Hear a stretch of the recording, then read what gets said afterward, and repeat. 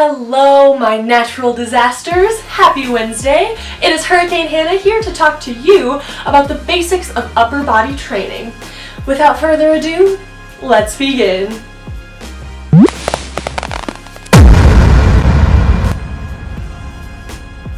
The purpose of these videos is to give you a good template for how an upper body day should look, especially for beginners. I want this to be something you can write down, take to the gym, and work at on your own to get better and better. And if you forget the cues and how to do the movement, you can always come back to the video and watch it as many times as you need until you get that proper form down. So last week, you joined me to talk about leg day basics, where we discovered all of the different ways to work out our lower body. Today, we are going to do a workout that completely complements that and figure out how we can activate all of the areas of the upper body. Today, we are going to start by talking about push-ups. You may be saying to yourself, well, Hannah, I cannot do a push-up. That's okay, right? Because we are here to learn and to get better. So I'm going to show you, if you can't do a push-up, what to do in order to do a push-up regression to build up to doing that push-up. Or if you can do a push-up, I'm just going to remind you how to do it so that you are not straining your back and so that you are really putting the move into the right places. We have two options. Option one is I want you to find a wall. Any wall will do. I want you to put your hands about shoulder width apart, maybe a little bit wider on that wall, and lean into it ever so slightly, as such. And what you are going to do is you are going to squeeze those elbows down and back. You are going to activate your armpits. I know that sounds a little funny. Your armpits have your lats in there, right? We want to engage those as much as possible when we do a push-up. What I want you to do is brace that core, pull the belly in and up, and tuck the pelvis so you have a beautiful flat plank. Try and keep your legs straight for this one, and just push into the wall. Exhale, push out. Inhale, come in. Exhale, push out. And aim to tap your nose on the wall. Option two, if you are really struggling to do a push-up, but you want something a little harder, go on the floor and get on your knees. Now when you do your push-up from your knees on the floor, I do not want to see this. This is an up dog on the knees. And I really do not want to see this. I don't really know what that is. It's not a plank though. Your butt should not be in the air like that. So, what I do want to see is I want to see that beautiful flat body, and I want to see you engaging those armpits, coming down to the floor. Exhale, push. Really try and get as low as you can. As you get better, aim to tap the tip of your nose up against the ground. So now that we've covered the pecs, we are going to move it into the back. So there are so many different muscles of the back. Where do we begin? Well, what I want you to start off with is some YWs.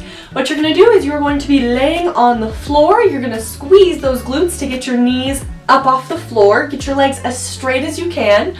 Then you are going to lift your chest off the floor. You should feel a beautiful activation up and down your spine and in your glutes. And you are going to bring your arms into a Y shape, pull them down into a W shape.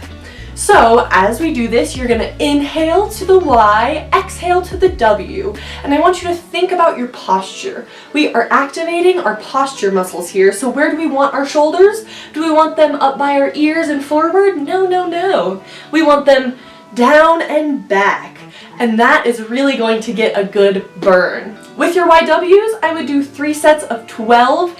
It is a little bit intense. That's a good thing. Next up, we're going to do the row. So what does a basic row look like? Well, you are going to get low into what I like to call a gorilla position, right? You know, you ever see gorillas running around where they kind of got their booty sticking out? There's that nice arch up in their back. Yes, just like that. So you're going to get low in those knees, and you can either have your weights on the ground or just have them up, 2 feet off the ground.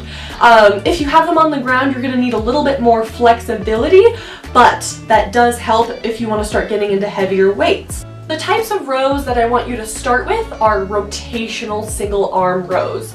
The reason for this is I want you to really focus on one side of the back at a time, and I want you to warm up that rotational strength, because we often get really weak in our rotational plane of motion, otherwise called the transverse plane of motion, and when we get weak there, it can really prevent us from doing a lot of our daily activities. So in order to really activate those little rotational muscles, we're going to start with some lightweight single arm rotational rows. As you see, I got that gorilla position going on. I'm going to exhale, squeeze my elbow in, open up my chest to the side, inhale, bring it back down. I want you to start really slow and controlled here because, as I said, those rotational muscles might be a little rusty, and it can be a risk of injury if we're just throwing our spine around back and forth, right? That is only advised for someone who's been doing rotational strength exercises for a while. With your single arm rotational rows, I want you to start off with 16, 3 sets of 16, 8 on each side. Sound fair? Good. Immediately following the rows, we are going to do some flies. What I want for this is I want your arms to be nice and long. I want you to, again, get in that gorilla position, right? And we are going to kind of look like we're hugging a beach ball and then bringing it out. So you inhale, beach ball pose, exhale, squeeze, squeeze. You can do a double squeeze, you can do a single squeeze. What matters is that you are activating right between those shoulder blades. Again, we're working posture here. So think about how you want your shoulder blades to open up and really squeeze together. Imagine there is a pencil right in between your shoulder blades and you just want to squeeze it together and write a message or something. I don't know. You want to squeeze that pencil, okay? And the point is that is going to really help all of us with poor posture. With this move, I want you to aim for 3 sets of 8 if you're choosing a difficult weight, like 8 pounds, 10 pounds. If you're starting with like 3 pounds, 5 pounds, I would recommend 3 sets of 12. Something that's really going to warm up that back and get it burning. Now we are going to get into buys, tries, and shoulders. And I know you guys who are doing this at home, you're like, dude, my arms are already on fire from all of this back work. Well, that's a good thing, right? We are here to warm everything up, get things activated and ready for a challenge. So challenge yourself and let it burn. For biceps, we are just going to start with traditional bicep curls. We are going to do the kind where our palms are facing the front of the room, facing away from us. And I want you to just have your arm all the way straight and then get it all the way bent, aiming for that full range of motion. The second most important thing is I want you to brace your core. And you may be thinking, well, my core has nothing to do with my biceps. That is not true. First of all, everything is connected. And second of all, when we brace our core, one, it actually takes a little bit of the load off of that curl. I know that sounds funny. Try a bicep curl like this, and then try one like this, and you will notice, that second one was actually easier. A little more burning here, but easier in the bicep. Secondarily, when we start moving heavier weights, that weight is going to try and pull our torso all over the place, and that is not where we want to be. We want to find stability that we don't even have to consciously turn on. We want to make a habit out of our core, being braced for every move. Secondarily, we have tricep extensions. You can do it one of 2 ways. You can either do the kickback or the tricep overhead extension. Overhead extension might be a little more difficult for those of us with past shoulder injuries or surgeries. I'd recommend the extensions for that one. However, if you do have healthy shoulders and you want to give it a try, you are going to throw that weight, don't throw it, gently place it over your head. You are going to bend those elbows and extend. Keep in mind your shoulders are glued tight, your elbows are in place. The only thing that's moving is your forearm. Where we bend the elbow, extend at the elbow. Bend and extend. That ensures that the tricep is the only thing moving the weight, it's not the shoulders. And again, secondly, I want you to brace that core. That's going to really help to stabilize that weight. Thirdly, get those shoulders away from your ears. We don't want any triceps like this. That is going to cause tons of strain on the neck. Then we have the tricep kickback. Kickback is a little bit easier on the shoulders, and we are just going to get into that gorilla back position where we stick that booty out, slight bend to the knees. We are open at the chest, shoulders down and back, elbows are glued tight in place, and again, we are only hinging at the elbow. Extend and bend. Extend and bend. Then we have the shoulders. So for those of us with bad shoulders, and I know there's a lot of you out there, we are going to start, instead of with a weight, we are going to start with a band. And I'm going to get really deep into various shoulder exercises in a different video because our shoulder is such a beautiful complex joint. But today we are just going to do some lateral raises. We're going to start with an L shape at the arm because when our arms are straight, it's going to be a lot harder. That's going to be more of a level 2. We're going to take that L shape, roll the shoulders down and back, exhale, extend, inhale, bring it down, exhale, extend, and some things to focus on are, again, bracing from that core so the weight doesn't toss us around, rolling the shoulders down and back, keeping that neck long, none of this, none of this, none of that, right? We are going to be beautiful, strong, and stable people taking our weights and doing some lateral raises. For those 3 arm movements, I know your arms are pretty tired. What you can do is you can do a set of 10 of each of those and kind of have that 30 different, repetitions be your arm workout. If you want something a little more spicy, you can do 3 sets of 10 of all of them. Depending on the weight that you chose, you may want to do 5 reps, 8 reps. It really depends on if you chose a weight that's extra challenging or a weight that is more designed for more repetitions. Alrighty, so we covered the back, we covered the arms, we covered the pecs. Now we gotta get into that core.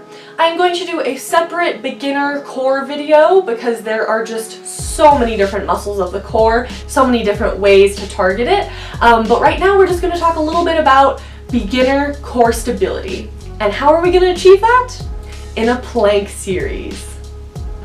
For those of you who are very new to planks, you are welcome to do these various planks from the knees. What I would recommend for this is I would recommend doing all of your planks from your hands because that's really going to strengthen the forearms and the wrists. You are welcome to do a forearm plank. However, I really do think you will see a lot of benefits from going on the hands. Let's begin with a regular plank. You are going to have that same push-up position. Shoulders down and back, belly in and up, pelvis is tucked, feet are going to either be on the floor or knees on the floor. Either way, we have that beautiful flat line. And you are going to hold this for a minute if possible. Immediately following that plank, you are going to take it to a side plank. So what I would do is, again, I would recommend being on the hand. Make sure your fingertips are facing the opposite direction of your toes. Spread those fingers out so your thumb and your pinky have a lot of stability on that floor. You can either be on the knee or on the feet. You can stack your feet on top of each other. That's the most difficult. Or you can stack your top foot in front or your top foot behind. If you choose to stack that top foot in front, just make sure your hips don't curve in and your shoulder doesn't curve in because your plank will really suffer if you are out of alignment. From this side plank, I would recommend starting either at 30 or 45 seconds. I know it seems like a really long time, but that is going to get you ready to do some more complicated movements. Lastly, we have our reverse plank. A lot of people don't know about this or just skip it because they don't really understand the purpose of a reverse plank. Well, the reverse plank is excellent for activating all of those core stabilizers of the back. Yes, our core does go all the way around. And what that is going to do for us is that is going to get us ready for some more complicated back stabilization exercises. What you're gonna do is you're gonna have your fingertips facing toward your feet or toward your butt, and you are going to have a slight bend to those elbows to really burn out those triceps. You're gonna get your hips as high up as you can, trying to make that beautiful flat plank, and you are going to hold this for a minute if you can, 45 seconds if a minute is just a little too much to start out with. Now you can do these 4 planks, front, side, side, reverse, either 3 times if you really want to challenge, or you can just do that plank series 1 time around and work up to doing it for longer and more repetitions. Alrighty guys, that pretty much wraps up my upper body day basics. We have got our back, we have got our shoulders, buys, tries, and our core and our pecs. So what I want you to do as a challenge is I want you to try and do this routine twice a week, and then also doing the leg day basics twice a week. So you have 4 days on, 3 days of rest and stretching, like I know you are. And I want you to do that challenge for 4 to 6 weeks until you feel ready for level 2. And some of these progressions may take a little bit longer than that. That is okay. I want you to take this at your own pace and be in control of your body and your workout. Thank you all for watching. Again, my name is Hurricane Hannah, and if you enjoy my content, don't forget to like and subscribe and hit that notifications bell so that you know when I upload more videos. If you would like to do a little one-on-one virtual training with me, please reach out to me on my Instagram, where you can also send me other questions, comments, and feedback for videos you'd like to see in the future. Thank you all so much for watching. I hope this workout really burns and that you get the most from it. I will see all of you next week. Have a beautiful Wednesday, everyone. Mwah, mwah. Bye, guys.